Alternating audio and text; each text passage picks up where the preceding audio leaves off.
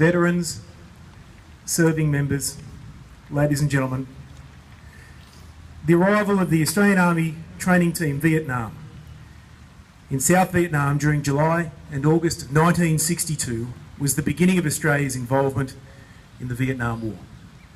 Australia's participation in the war was formally declared at an end when the Governor-General issued a proclamation on the 11th of January 1973. The only combat troops remaining in Vietnam were a platoon guarding the Australian Embassy in Saigon, which was withdrawn in June of that year. From the time of the arrival of the first members of the team in 1962, almost 60,000 Australians, including ground troops and Air Force and naval personnel, served in Vietnam. 521 died as a result of the war, and over 3,000 were wounded. The war was the cause of the greatest social political dissent in Australia since the conscription referendums of the First World War. Just as we are commemorating today, Vietnam Veterans Day is commemorated on the 18th of August every year. The day was originally known as Long Tan Day, chosen to commemorate the men of Delta Company 6 RAR who fought in the Battle of Long Tan in 1966.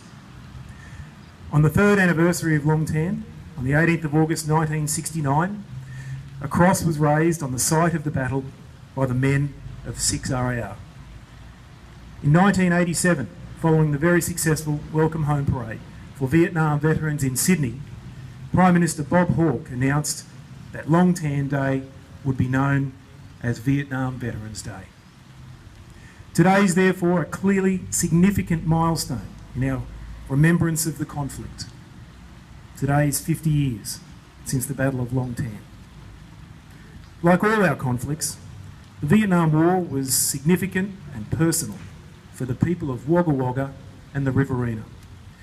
Not only did Kapooka supply many of the men through its training population, but members of staff of the 1st Recruit Training Battalion routinely posted directly from Kapooka to South Vietnam into the training team. 6 of these men did not come home. On the 1st of June 1963, the first Australian death in the war was recorded when Sergeant William Hacking of the Australian Army Training Team Vietnam was accidentally killed. He is one of the 6 men listed on the 1st Recruit Training Battalion's honour roll. The first Australian service member killed in the Vietnam War was from here.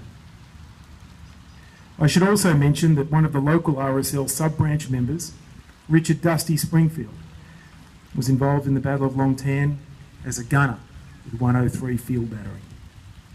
Today, we are thinking about Dusty's mates, his comrades, and all of those who served our country in the Vietnam War. Thank you.